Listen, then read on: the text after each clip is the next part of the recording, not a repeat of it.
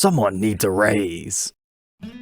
Welcome back, Troglodytes, to your daily dose of guitar information, the Trogly's Guitar Show. It's time for that weekly mod collection demo shop update. We're going to start it off with Teal Burst Les Paul Supreme. So if you happen to have missed it, the Les Paul Supreme was recently just brought back this year, this time known as the Modern Supreme. Basically, it's a Les Paul Modern that's been souped up with a few more fancy cosmetic appointments. And it's nothing like the original Supremes with their awesome carved backs. But this is the first one to show up that has been reworked for the mod collection or demo shop, which means cool custom color. They gave it this nice dark bluish burst color. Looks fantastic. They did not put the pick guard on it. They took our pickup covers off. We still have our regular ebony fretboard with the Super 400 inlays. But here was the big brain move. So this is a brand new headstock design for Gibson. Apparently it's been in the vault for decades. So we've never seen it get the widowed treatment. Now it's not the full widow treatment because we still have the white binding. And it's just the face of the headstock that got sprayed the blue to give the inlays the color. But it's cool, it's refreshing. It's ideas we've seen before, but with the new design, I never even thought about them doing this. And the beauty of this being blue, we can chroma key it into some of these other colors. Like, would you like a yellow? Do you want a red?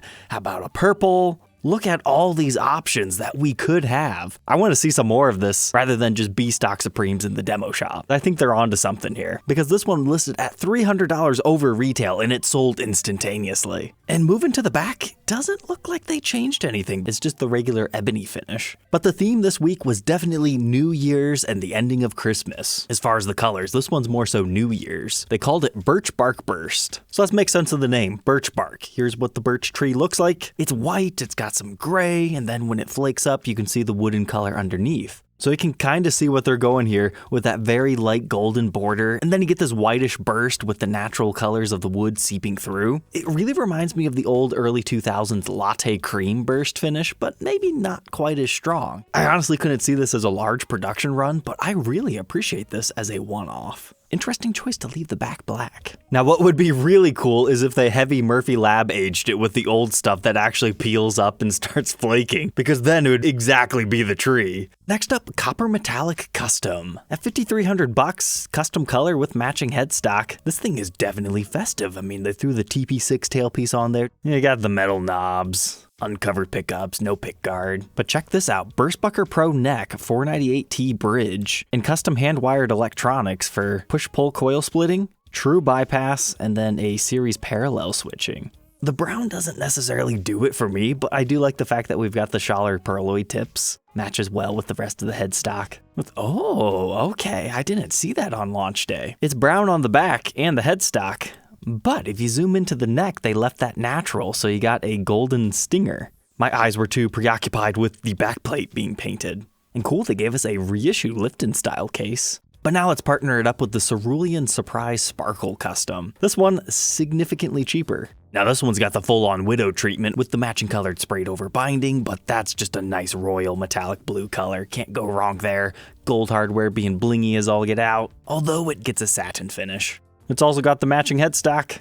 I wonder if this is just the lighting, or is the neck actually a different sparkle blue color as compared to the body? But this one does not have any stingers or anything, and no fancy electronics. Our next is a 60 standard for $3,000 called Sapphire Garden. I just thought this was black. I think a lot of people slept on this one. Adjust the contrast. It's another one of those laced pattern designs. Got like some squiggly vines and then the lace underneath it. Kind of reminds me of some of the hot rod guitars, but it's so dark, it's not in your face. It's something that you just appreciate in person. So maybe that would actually be pretty cool. They didn't go too crazy with the matching headstock, and our back was left natural. For $3,000, that seems really fair. Now we've got a 61 SG standard for $5,000 in trans blue finish. You don't see many blue SGs out there. The mahogany color makes it even look a little bit purple. Not quite the sky blue Bohemian SG that I'm after, but close. But if you'd rather have an SG custom, there was Electric Emerald for $4,600. It's looking a little festive with our double cream pickups, omitting the pick guard, regular headstock but with different tuners,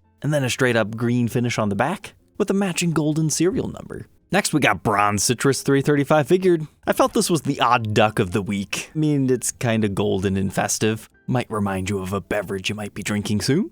And here's what the back looked like. Check out Purple Pearl Burst. It's a $3,000 50 standard. There was a small run of these done in the early 90s that looks kind of similar to this, so it's kind of an homage to that. And I think we've seen this once before. It's just a metallic-y purple with more of a see-through purple / violet color. and it looks like it will have a color shifting effect on it, similar to the special that we had documented. But the back was left natural, but whoa, what happened there? Or is it just reflections? Finally, Hot Pepper Burst. 2800, there was a finish similar to this in the early 2000s as well, on the Les Paul Classic called Cinnamon Burst. Pretty close. This one just appears to have a black border and then our regular bursted finish, which is kind of unique. And we've got the matching red back with a really attractive wood grain. Cool. The European side of the mod collection had 3 new ones, including a really cool Midnight Teal Metallic Burst Studio. It was 2,100 euros. It's like reverse silver burst but meets teal. I mean, if you're gonna buy a modern day studio, might as well have a cool finish, but man, I just remembered, 2024 we get the new modern studios. I'm so looking forward to those things. Ebony fretboards return. But this was an interesting touch, a see-through truss rod cover. We've seen see-through backplates and everything else, but I don't think we've ever seen it on a truss rod cover before.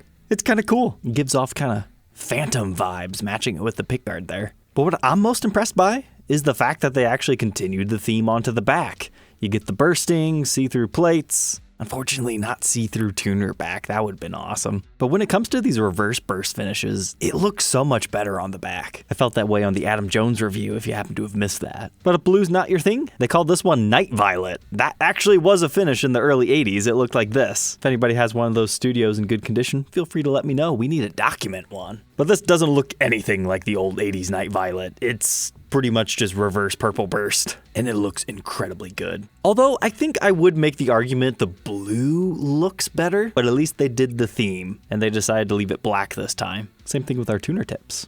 Oh, okay, this is on a standard 50s this time. I was wondering why the price was so much more. But if reverse isn't your style, they also had deep fathom gloss on a classic. I don't know about you guys, I'm just excited that the European shop is getting unique stuff instead of just the rejects of the USA shop. I suppose they had to burn through the inventory somehow, so I would bet we'll see more and more unique stuff out of them. This one just has a perimeter blue burst.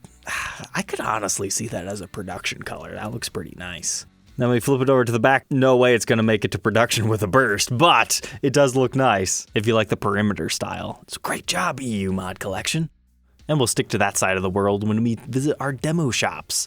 So the UK demo shop and the EU demo shop are having this 20% off Boxing Day sale. Now I went through here and looked at everything, and I didn't really see anything that stood out as like you must buy this, it's a great deal. It really just seems like where it probably should have started in the beginning. But you gotta remember, these guys are in a completely different market than the US, so what might not look like a deal to us USA buyers might seem better to them. But looking through one more time here, I mean, this prototype's kinda cool for $3,300. But at the end of the day, it still seems a little bit pricey for the weird model it is. However, that Silverburst Custom's not too bad if you're a lefty, and for a 59 reissue, 4,700's not bad in that market. But as far as new offerings, they had the 60 standard. And then I wanted to talk about this white custom, because when you go into these photos here, and you see this, or especially this, if you buy a brand new Gibson and you have this really weird yellow/pink stuff, that is dried buffing compound. That will come off. Take like a blunt toothpick and slowly pick away at it, or you could even use your fingernail or a guitar polish. What happens is they're buffing it. If there's a slight ridge between the binding and the surface finish, it can build up, and they don't always catch that. But now the other side, again, 20% off and similar thoughts and experiences as the last one. I did think this SG Custom was a pretty okay price, $3,300. And then as far as new models, they had a 60 standard and a 50 standard. Just trying to sell through their old inventory. But then the USA demo shop, surprisingly, is not participating in the same sale. I really thought they would. They just threw that random 2-day sale at us a couple of weeks ago. But we had a beautiful Les Paul Modern figured. You're gonna save $600 on this demo. Looks pretty nice to me. This 70s Flying V is a Gibson.com exclusive. You can save some money. At first I thought it was the mirror pickguard version, but no, it is not. But that got me thinking. I think those mirror ones will become future collectibles because Guitar Center did not produce those nearly as long as I thought they were going to. So if you're looking for a modern day guitar that I think may appreciate in value, keep one of those in good condition because it's certainly much better than the new Century Flying V. But we had a discount on this Kirk Hammett Greenie, nice straight flame top, but I saved it because somebody new must be working at the photo booth, because I've seen so many of these demo shop photos. When I see one that's off kilter like this, it's really off-putting, because usually they're so perfect in the way that they do these. But then I wanted your guys' opinion on this. It's labeled as a standard 50s figure top satin honeyburst modified. But I think it started life as a greenie, because when you get to the headstock, it doesn't have the Les Paul model decal on it. Now, it's possible that's one of the satin ones, and they just happen to have forgotten it because it doesn't have the greenie tuners. But it definitely has a very greenie-like finish. I like that top. Just take it to the old buffing machine and it'll look great if you don't like the satin finish. This Slash Appetite Burst doesn't look like the AFD Les Paul at all. It nearly has a quilty quality to it. Like, it's not a quilt top. I would not categorize this one at all like that. But these really deep ridges in it really remind me of like really quilty tops. That one will probably look quite fantastic in person, even if it is a little bit light in color on the front. But then I was shocked to see one of these things. This is the Gibson.com exclusive. If I refresh the page and this isn't sold, I will be mortified. Nope, knew that thing wouldn't last more than a minute. Those are only sold on Gibson's website. They're a firm $4,000. Yes, you missed out on that deal, but I do have another one in my shop that's $400 off if you're interested. That's not stamped to demo, but those are a lot of fun, tone-wise, but you can check more out in this episode.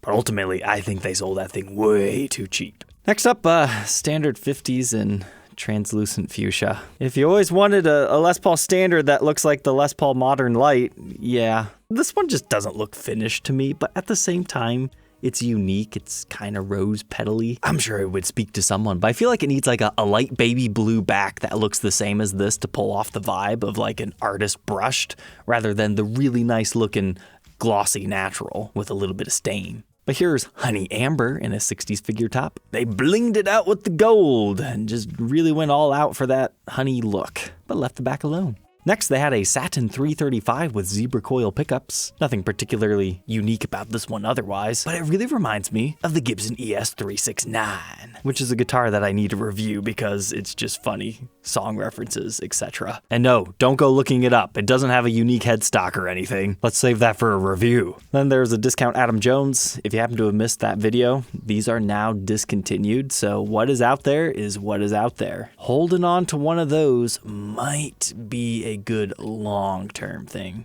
And I've been seeing some dealers clear these out as low as $2,000.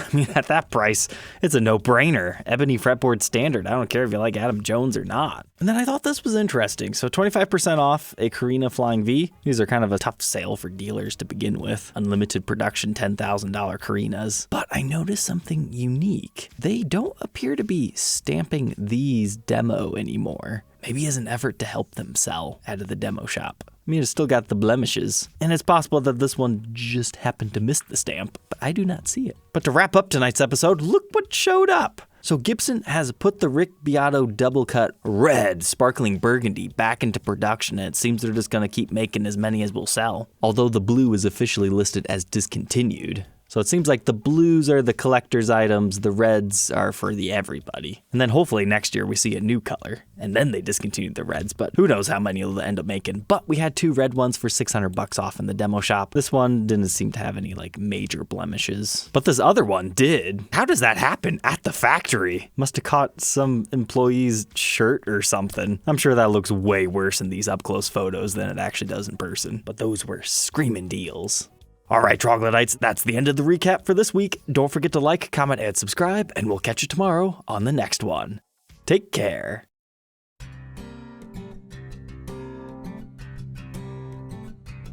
If you enjoyed tonight's episode, consider subscribing. I post videos like this every day, and you might even enjoy this next one.